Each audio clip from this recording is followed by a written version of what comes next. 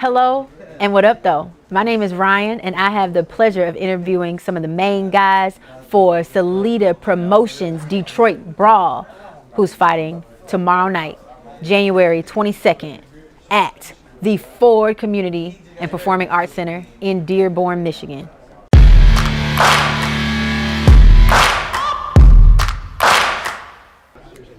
Good evening. Good evening. I am sitting here with Frank Garza, a famous Hall of Famer for boxing referees. Frank recently was inducted in the National Boxing Hall of Fame. He is locally inducted in the Lincoln Park Sports Hall of Fame. And not to mention, he's in the St. John's Alumni Hall of Fame. Frank, how does it feel to be such a Hall of Famer with so many accolades? It just feels like being a normal person. Really? Yes, that's you try to do the best that you can, and when you're acknowledged by your peers, it's really a good feeling. But it's just the same thing every day. Put your shoes and socks on and go to work. How long would you say you've been doing the same thing every day regarding boxing hall? Regarding boxing, I believe I started in 1983, right around that time. So in order to do the same thing every day since 1983, you'd say you had to have some type of love or passion for this thing, right? You have a love and a passion, but you know, I always say that once you become a boxing official, you stop being a boxing fan because you have to look at things differently. Okay. You know, we're here to do a job to make sure that everything, the rules and regulations are followed, that no one gets hurt in the ring. We protect the integrity of the sport. Which is as opposed to a fan who comes out to have a good time. Yes, like myself. Got it. Okay, wow, very interesting and very serious. I can see why you are a Hall of Famer since you take your job so seriously at protecting these men and women. Who come to box. So, speaking of your protection, you have refereed over 120 championship bouts, is that correct? Yes. Is there one that really sticks out in your mind, like that you remember like yesterday? Is there a special one for you? You know, and I'm going to say this with all honesty. Okay. When it comes to officiating bouts, every bout to me is as equally important as any other bout that I did or any other bout that I'm going to do. Okay. And the reason that I say that is because when these boxers step into the ring, to them, that is the most important bout of their entire career, when they step into that ring for that particular bout. And for me to think or act any differently, that is not the most important bout, would be a disrespect to those boxers who worked so hard to get to where they are today. So maybe when I'm all done, I'll sit back and say, you know, I remember this bout, but as long as I'm working, I have to think in my mind that every bout is the most important bout that I'm stepping into the ring. Ooh, spoken like a true Hall of Famer. I like that. And just full of integrity. So, you have been doing this since the 80s. Yes. Does it feel like yesterday? Does it feel like you've been doing it this long? In my mind, but not in my body. Got it. All right, I like that. But you know what? I'll tell you something about doing this over the years are the boxers that you see coming and going, you know. And you know, speaking about, we're here in Michigan and we're here in Detroit, and Detroit receives, and rightfully so, a lot of credit for all the boxers that have come out of the city of Detroit. But we sometimes lose sight of all the boxers that came out of Michigan. Right, okay. You know, I mean, you go to the other side of the state, the west side of the state, and you have Floyd Mayweather Jr., you have Floyd Mayweather Sr., you have Roger Mayweather, you have Buster Douglas Jr., Troy Rowland, Stanley Keachel, going all the way back to the 20s. Up north, we had Chris Bird, Joe Bird, Murray Sutherland, and south of us we had Bronco McCart, who is, you know, world champ. Okay. So it's not only Detroit. And when I speak about boxing in this area, I like to include the whole state because we've had some really great boxers from all around. Got it. So do you anticipate a resurgence, or has boxing in Michigan ever gone anywhere to you? I think we've always had boxing in Detroit, always, and regardless, we've always had one or two outstanding boxers, all the time, and I think that we always will. It's just something of the character where we come from, and it doesn't matter whether you're white, black, or Hispanic, whatever. It's just we have a culture and a personality that transcends over everybody in this area. And I think that's what keeps boxing alive, and will keep boxing alive. Now, we've had abundances of good boxers, and then we haven't.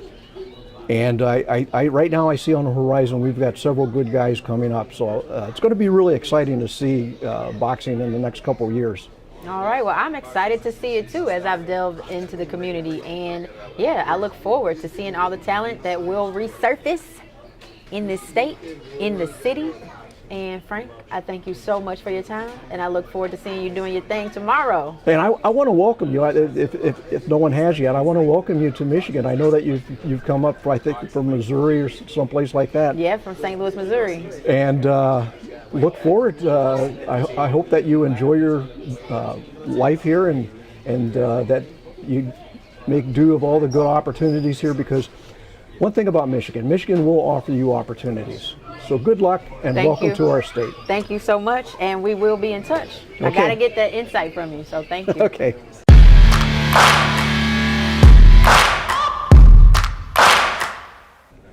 Detroit Brawl viewers, I have the pleasure of sitting next to and with the renowned boxing trainer and Detroit boxing staple, Sugar Hill. Sugar Hill, how are you feeling tonight? I'm doing great. How you doing? I'm doing well. Thank you for asking. I'm happy to be back home. Hey, so please tell me, you look a little bit tanned, I must say myself, even though I don't know how you usually look. Where have you been? Well, first of all, I'm always brown. Got me a nice complexion, so I don't, I'm always hopping around everywhere. So I don't know. I've been in Vegas and in Florida. Sometimes I go to England. It just depends. I don't know. Got it. So your flight in from Detroit most recently, where were you coming from? I just came from Florida. And what were you doing down in Florida? Were you training someone down in Florida? I was training a young fighter by the name of Gordy Russ, which is my younger cousin. Okay. So I was down there training him to prepare him for his fight tomorrow, which is January 22nd, in Dearborn at the Performing Arts Theater Center. That's right. On Salida Promotion. So this will be his third fight. This will be our first fight working together. And I'm excited about it because I started him off in boxing some years ago. So when he first started, his dad, was my cousin, went to the gym, brought him to the gym, and I trained him. And we had been training for a while, and I ended up having to go out of town for some work.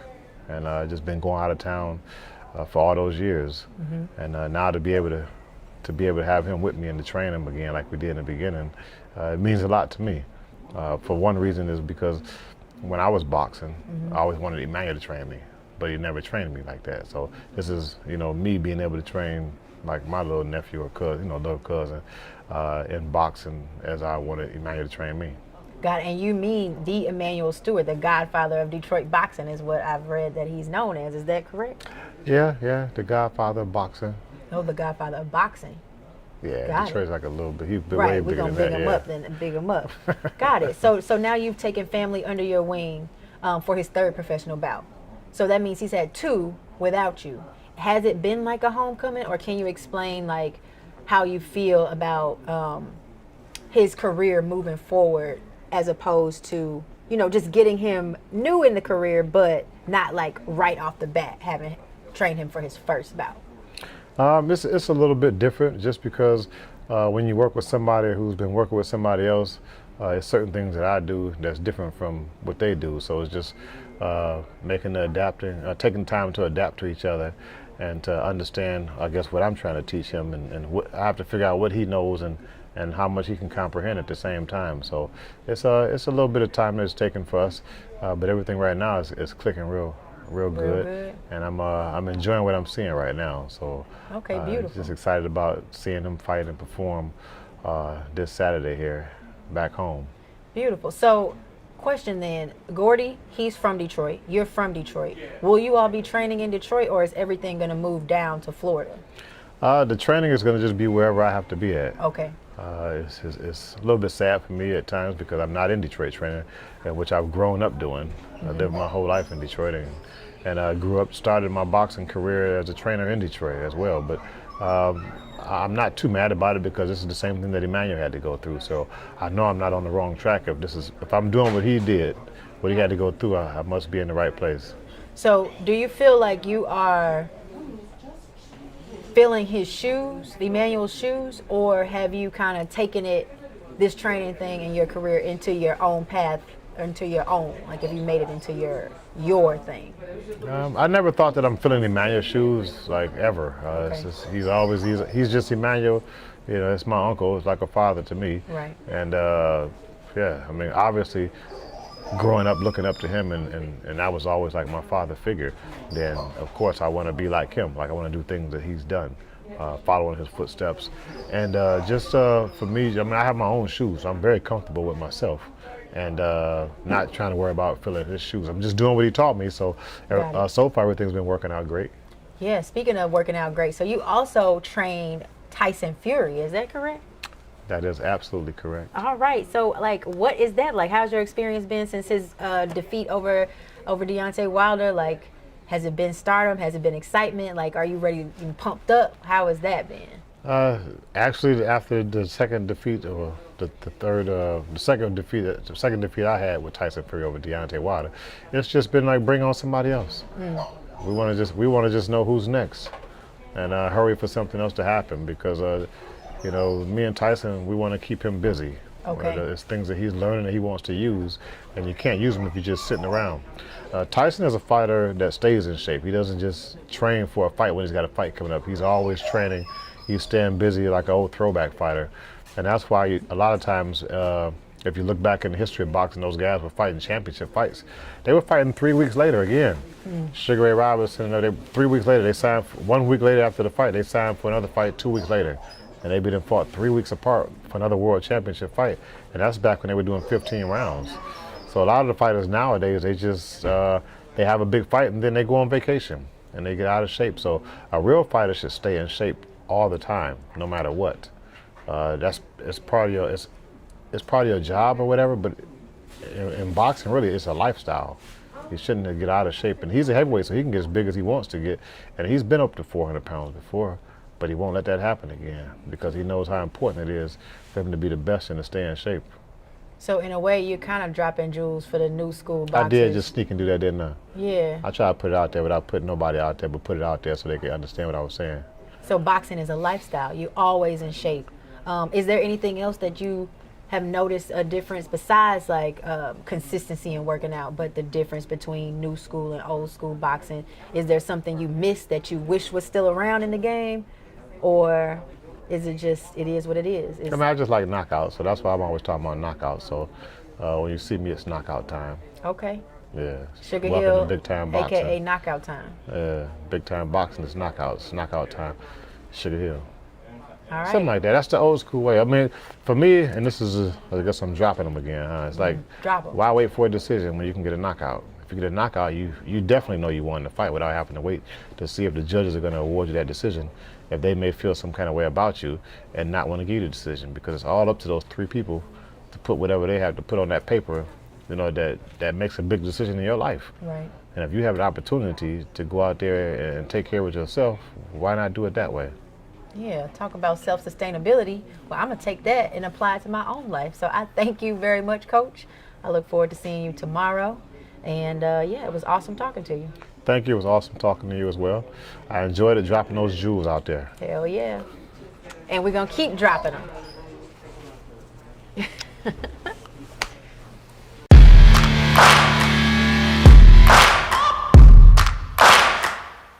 Hello, I have the honor to be sitting next to a heavy hitter in the boxing game, and maybe not in the way you may think.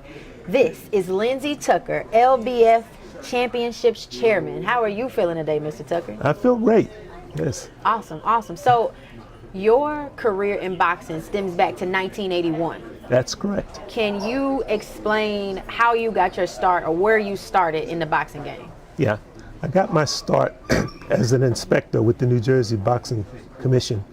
I had a friend who was an inspector, and he would leave like on a Friday and come back on a Sunday in Atlantic City. And his wife started getting suspicious. She thought maybe he had something going on, so she made him quit. And they asked me if I was willing to take his place. And I said, sure. I said, do I get to see the fights for free? They said, yeah, you get to see all the fights for free. So at that point, I became an inspector with the New Jersey Boxing Commission in 1981. And I stayed there until 2002. During that time, I was an inspector, I was also a timekeeper, and I was also a judge. I left in 2002 because I took a position with the International Boxing Federation, the IBF, and stayed there until 2018, and then I left, and now I with the Legends Boxing Foundation, the LBF. Got it. Okay, so is it safe to say that then your love for boxing just took you from the bottom, now we here type of thing? Yes. Okay. Yes, it did. So doing what you love has kept you. All right. I would have did it for free. Yeah. That's awesome. Talking about love for boxing, do you have a particular special place in your heart for Detroit boxing? Yes, I do. Believe it or not, years ago, I had a friend by the name of Emmanuel Stewart. And I came to Detroit several times. In fact, back then, a lot of the fights were held at a place called the Joe Louis Arena. And I happened to be there when Roberto Duran fought and lost. Yeah. And I had another friend, Hiawatha Knight.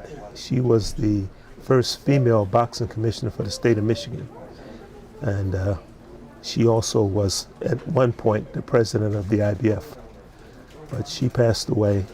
In fact, I was here for her funeral. And during my stay with the IBF, I was here several times with Clarissa Shields and a kid named Ubob and another kid named Salamov that fought for Dimitri. I was here as a supervisor for those fights. So what's it like? Speaking of Dimitri, shout out to the GWOAT. I just had the chance to talk to her, and her energy is just intoxicating. You know, I feel like I could do anything when I'm around her. And she happens to be promoted and represented by Dimitri Salita. Yes. So you've seen him as a boxer. Now he's promoting. Yes. Can you explain how it feels to see somebody transition in boxing like that? Oh, it feels great, you know, to see somebody who had a good career in boxing, retired, and then became a promoter. That's unusual. I like that, though, because he's a guy that knows it from the inside out, knows it from the boxer's perspective, and knows it from the promoter's perspective. Yeah. All right. Well, I thank you so much for your time. I look forward to hearing more insights from you in the future. No problem. Good luck to you in your career and your continued career, and we will chat sooner than later. Thank you. Thank you.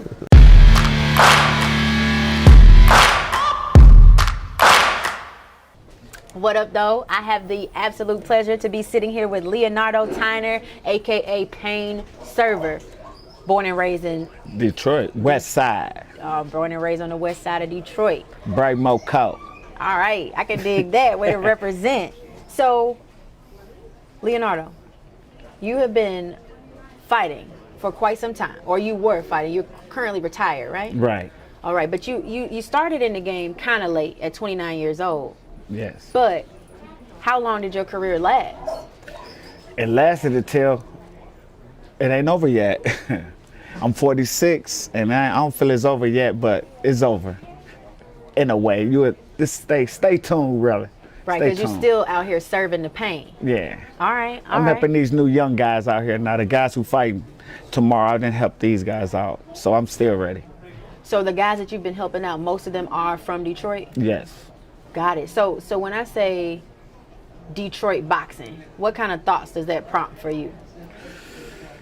Legendary. You know what I'm saying, from back in the Kronk days, and now we got new guys here now.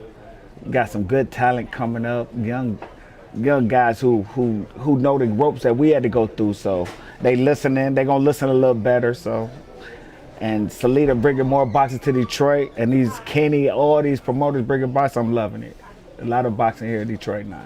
Okay. All right. So the reason that these young guys should listen to you, what is that reason? I mean, you've had experience against some of the top boxers in the game, right? Is that correct? Yes. Can you kind of talk about your experience and like with top-notch guys?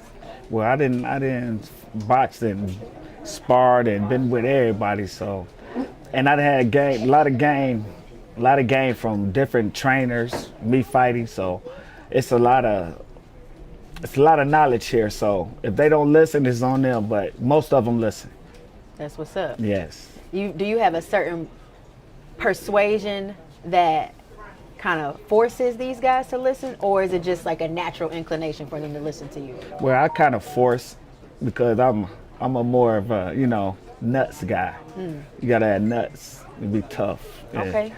Be smart, but you gotta be at least be tough. If you ain't tough, I ain't gonna rock too long with you. So you gotta have the nuts and the bolts. Thank you. Gotta have all the equipment. Okay. all that. All right, I can dig that. Is there anything else you would like to add about Salida Promotions, about tomorrow night's event? How are you, feeling or thinking about those things?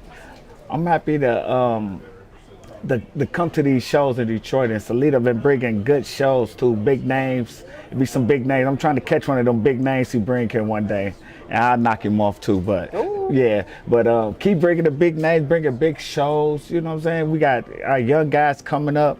We got my boys from Houston. That's my second home. We got them guys here. I had to come show them some love. You know what I'm saying? That's right. I'm here for Detroit boxing, and my Houston family is All here. right. Well, hopefully your Houston family can bring us some of that H-Time heat. In the meantime, thank you so much for taking the time to talk to me. Thank and you. I'll see you tomorrow night. Yes. All right.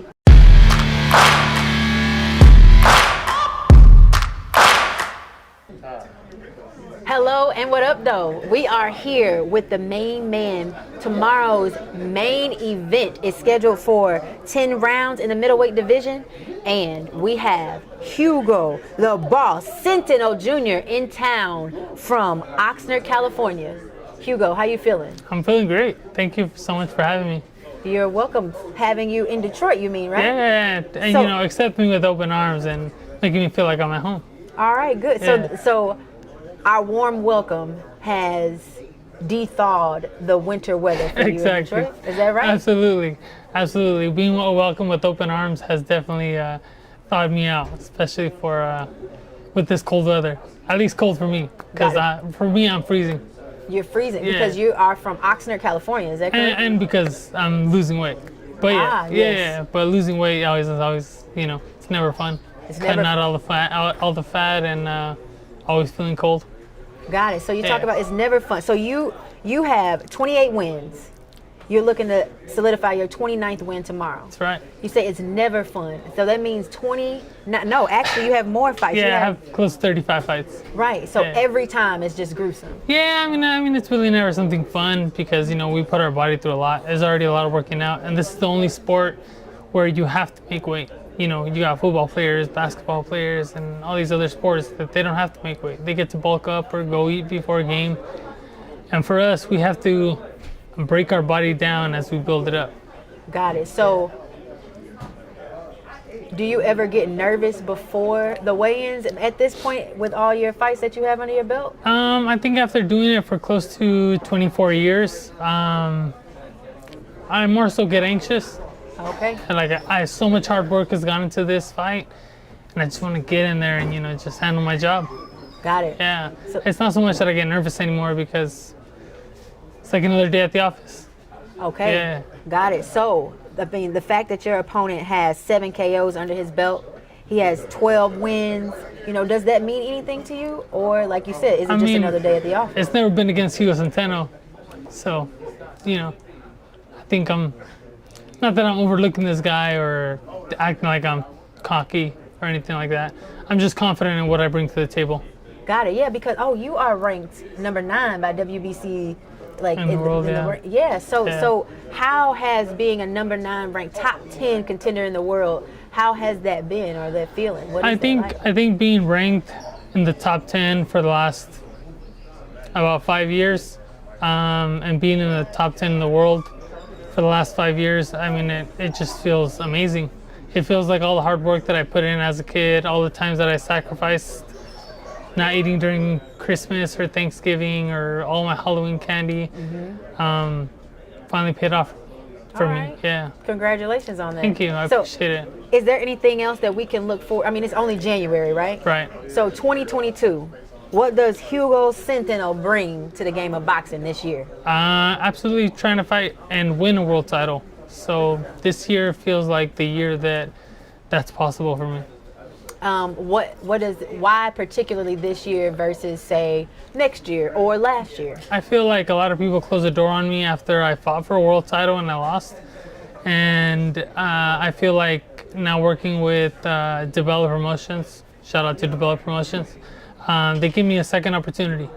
You know, so many people close the door on me, and being able to have this next chance where I can catapult my career to another level, I feel like is a blessing in disguise that a lot of people don't see.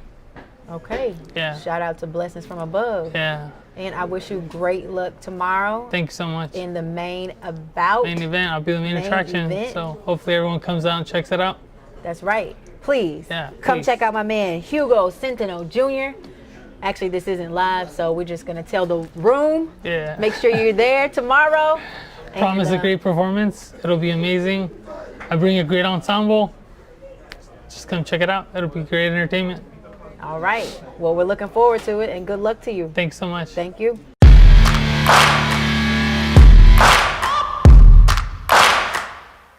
All right. Hello. I have the pleasure of sitting next to Marlon Savage Harrington, who looks to take on his 6th professional win tomorrow night. Marlon, how you feeling today? Feeling great. Ready. Feeling ready to rock, huh? So you are fighting 6 rounds tomorrow in the middleweight division Yes, ma'am. against Terry Roscoe from Albany, Georgia. Do you have anything to say or anything in particular about your opponent that you're looking to stop or take advantage of? How are you feeling about entering tomorrow's bout? I mean, I look at him the same as the last five guys. He don't get the same treatment, so nothing really special. I'm going there to hurt him. I'm not looking to go 6, so Got yeah, it. it's pretty much what it is. Got it. So are you looking for, I mean, you've got 4 KOs under your belt. Are you looking for a 5th, or are you just trying to get the W Of however course, I'm you looking can? for the 5th. Okay. All right. Silly question to ask, huh? So you are here representing Detroit. Your last bout was last October in Detroit. Are you feeling nostalgic and you ready to do the same thing again, or how are you feeling about fighting in the same venue months later? I'm feeling good. You know, this be my 3rd fight at the venue, so I mean, I'm just getting comfortable. You know, and I'm lights, so I mean, I'm feeling good, ready, sharp. Had a good training camp. You know, really was an extended training camp because we were set to fight December 11th, but they got messed up due to COVID, the new variant coming out. So I'm just ready, man. You know, it's my last fight at 160 pounds. So I'll be going on 154. You know, so I'm looking to wipe that clean out. Got it. All right. So you're going to move down and wait. So question, just from observing you, it seems like you are, at least stature-wise, big for your weight. Would that be accurate to like you like a bigger guy for your weight? Is that going to have any impact on your weight moving down and cleaning up, or? No, I can make 54. I make 60 easy, so I mean, I lose the weight and fall right off. Okay. Yeah. All right. So I thank you for talking to me today. Is there anybody in particular that you feel like you need to represent or you're representing for when you fight or enter tomorrow's bout? I'm representing myself, my whole team, my whole family, you know. And I'm doing this for my cousin. He just passed the real Hunt. He was murdered, you know, about a month ago. So for sure doing it for him. But same people. All right. Well, R.I.P. Cuzzo, and thank you so much for your Appreciate it. time. All right.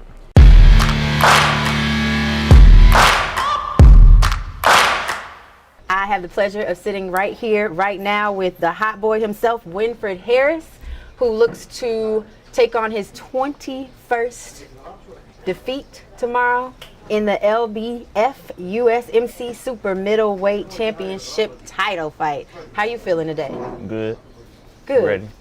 Feeling ready? Yeah. All right. So you are from where, Winfred? I'm from Detroit. Like 4-1, Finkel Ave. 4-1 Finkel Lab. Yeah, mean streets. All right, the Yeah. mean streets of Yeah. it. So you ready to show out tomorrow night for your people? Yeah, that's just what I gotta do. That's what they expect me to do. So I gotta show up and do what they want me to do. Okay. All Look right. good doing it.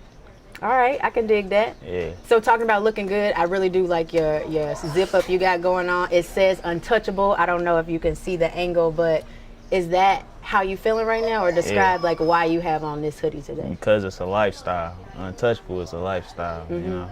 So I knew you was digging it because I seen the glare out your eye already when it was shining. And so it's just a lifestyle. That's how I am all day, every day. You feel me? Okay. All Can't right. touch this. Okay. Got it. So it looks like your opponent is also pretty experienced. Does that weigh in or mean anything to you regarding tomorrow's fight, or I don't never care. never? Nah. Okay. Never. Yeah. I like that. So you just ready to go? Yeah. Okay. Got it. So this is your first fight in Detroit since 2018. Is that correct? Since 2018. So how does that make you feel about fighting here after 4 years? I feel like I gotta put on a show. Mm. You know? That's how I'm feeling. Okay. All right. Well, we look forward to seeing that show. Yeah. Thank you for your time, and good luck to you tomorrow. All right. I'll see you later.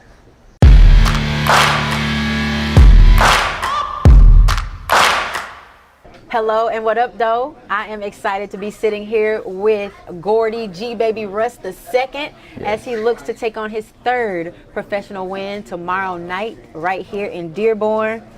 Gordy, how you feeling about tomorrow?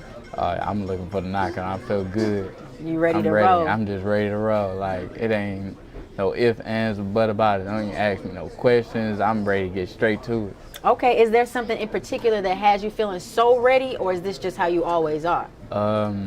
In particular because I've been, like, I had to sit out the rest of the year. And now this is like my statement fight, like coming back, jumping back into the ring.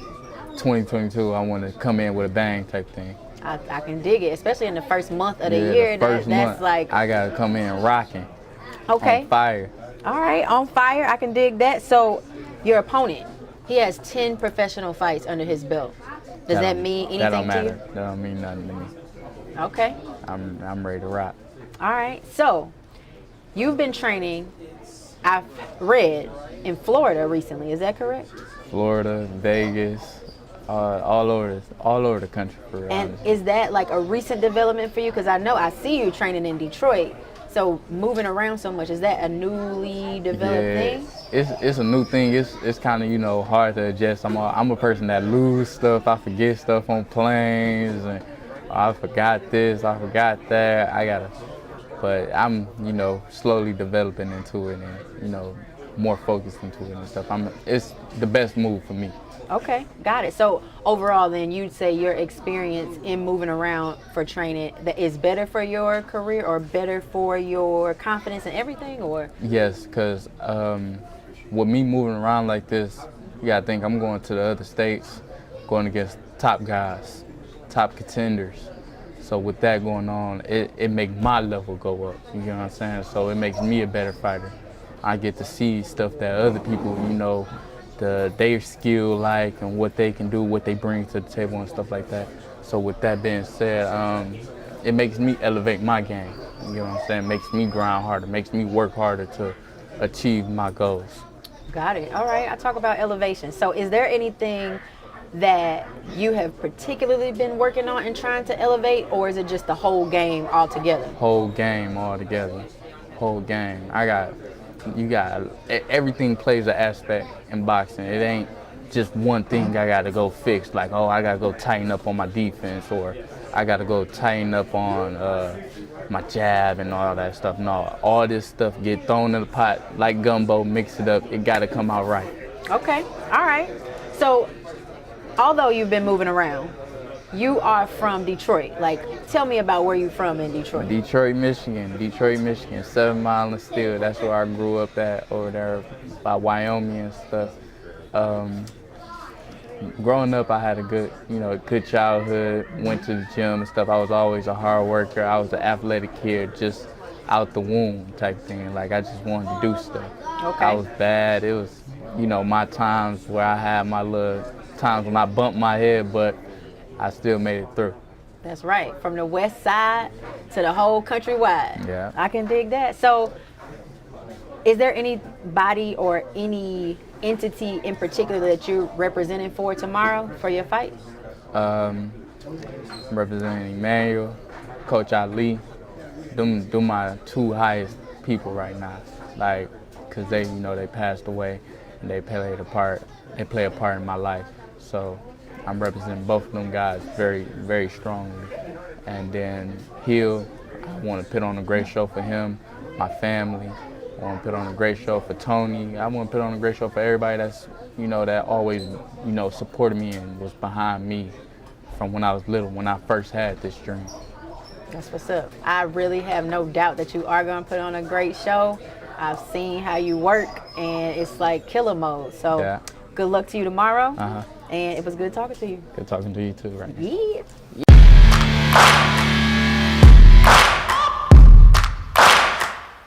All right, I am now here with Joshua Double J Pagan as he looks to take on his first professional win tomorrow.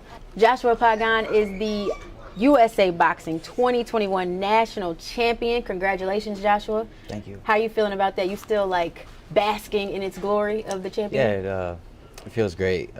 I worked so hard for it, but now we just continue to let the wheels keep going, and time to come out and fight now. Got it. So, question, do you feel like you're entering deep waters going into your first professional bout, or is it just kind of like, I've been doing this, so let's go? I've been doing this for so long, just fighting all year round. So like, this is it's just another fight for me. Prepare the same way, train hard, just be ready to fight. All right. All right, I can dig that. So the fact that your opponent has 9 professional bouts under his belt, Yeah. does that mean anything to you, or? Not really. It's another fight for me. I just train hard. Just ready to come in and do what I got to do, get the win. Got it, got it. So speaking of doing what you have to do, right? In preparation, I saw you on another interview talking about how you like to have zenned out music, Yeah. I guess, versus something angry and violent before a fight. Yeah. for sure. What does zen mean for you, or what does that do for you? Just gets me in a good mood, good spirits before the fight. I don't like listening to stuff that's gonna like gets me angry, because like it's better to just be more relaxed before the fight. Because anger will what? Like, It's what's wrong with anger? disadvantage when you get angry. It makes you do things you shouldn't do in the ring. So I just like listening to stuff that's gonna clear my mind and just help me perform better in the ring, honestly. I got it. Breathe in and breathe out, just keep me Feeling loose. real centered. Yeah. I like that. Okay. All right. So, question then. Your favorite or last Marvin Gaye song that you listen to? What's that one called? How about Michael Jackson? Michael Jackson, Billie Jean. Billie Jean. Yeah. So that's a good like zen song for you. Yeah. Billie Jean gets you feeling good, Oh, yeah. centered, and ready to knock somebody out. Oh yeah. For sure. All right, I can dig that. Well, good luck to you in weigh-ins. It was awesome talking to you. Good talking to you And see you too. tomorrow. Thank you.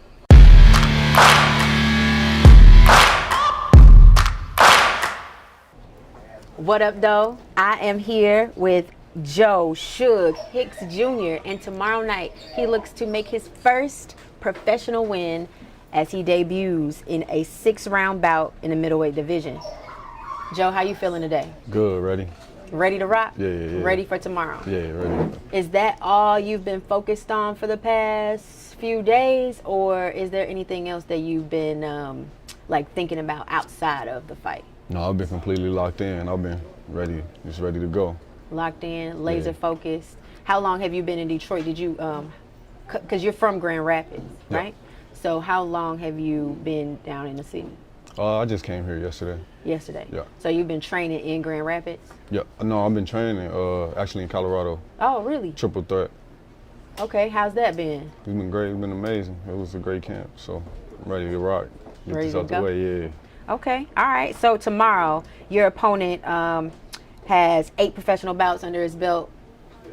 How does that factor into your game plan at all?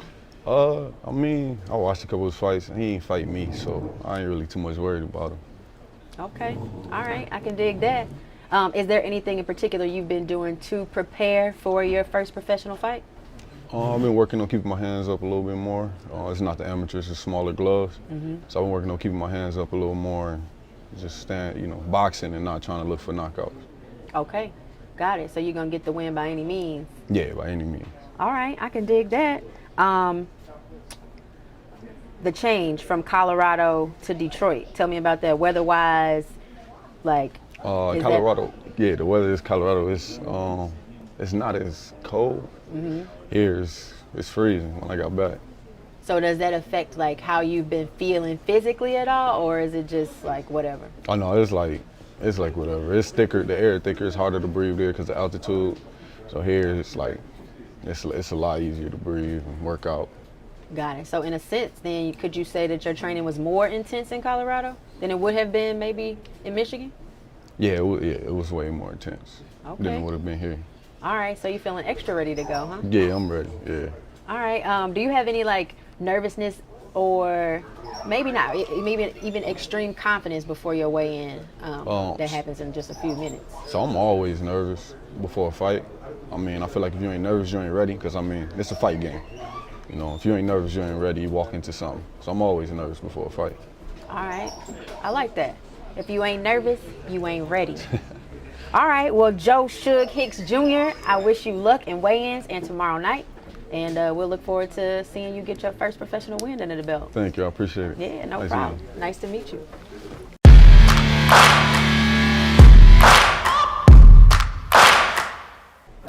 What up, though? I have the pleasure of sitting here right next to Quentin Quick Draw Randall, representing Houston, Texas, looking to solidify his 9th professional bout. Quentin, how you feeling today? I feel good. I'm ready to get this show on the road. It's my first time in Detroit. Looking to make an impression. I'm looking to make an impression everywhere I go. Got it. So wait, I assume though that you've been busy training, so you haven't had a chance to explore the city, or have you? No, I haven't had a chance. I've been training since I got here. But flight got in late, so all I've been doing is, I don't really come to other cities to enjoy anything. I come to work. After I work, I may enjoy some time. If not, I just go home and relax. Got it. So when are you, as soon as you fight tomorrow, the fight's over, do you leave out the next day, or will you get a chance to? I'm going home the next day. Got it. Yeah, I'm going home. So you ready to get back? Yeah, I got more. I got H-time. another fight next month. So I'm gonna take care of business tonight and get ready to take care of business next month. Okay, I can dig that. You're undefeated in Yes, the ma'am. welterweight division. Do you plan on like feeling your way through that welterweight division, or is there any plans of changing weight soon? Or? I don't plan on feeling my way through nothing. I plan on running through it. So I'm just is one step till I get to where I'm trying to go. Okay, I can dig that. Very focused, laser focused. most It sounds definitely. like. Okay, what do you think like influenced you to be so laser focused and locked in? Somebody whooping my ass on TV. That don't sit right with me. Me getting put on the meme, embarrassing me. Nah, I'm self-motivated. So everything I do is for me. So I don't need nobody to tell me to do nothing. I'm just competitive. Got it. So the thought of you whooping my ass, and that don't sit right with me. So that makes me train. Okay. So you learn from experience then? No, I don't learn from experience. No, I ain't never learned from getting my ass whooped. I learned from watching other people get their ass whooped. Okay. Yeah. So, All right. Preventative action. Yeah. All right. I like that. I can dig that.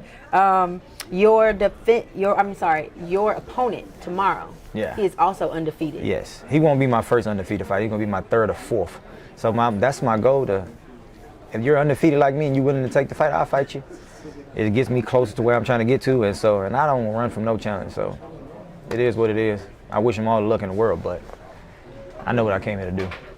All right, I can dig that. Is there anything in particular that you do right before the fight to get into war ready? No, I'm real relaxed. I'm real playful. I'm a comedian at heart. So I'm laughing, I'm joking with my team, I'm working, I'm relaxed. I never go in the ring with a attitude or tensed up pressure. I'm relaxed. I got a game face. the entire time. Even when I'm in the ring, you'll never see me fold under pressure. So with that being said, I just relax. I just have a good time. I'm doing something that I love. I'm blessed to be doing it. So with that being said, I'm gonna go do what God gave me the gift to do. Oh, all right. Gratitude. I love that. So your name is Quick Draw. Yeah. Where'd that come from? Explain that. I got that name after my second amateur fight. My coach was like, "What you think about the name Quick Draw?" I was like, "Hell no." Then I thought about it for a second. I was like, "Quitting Quick Draw." I said, "Yeah, that'll work. That'll work." I ain't never heard nobody with that, so that'll work. Is there anything quick about your draw or what? You gotta wait till tomorrow. You'll see. Okay. All right. Well, we will be in anticipation. Quentin, thank you so much for talking to me, and good luck tomorrow.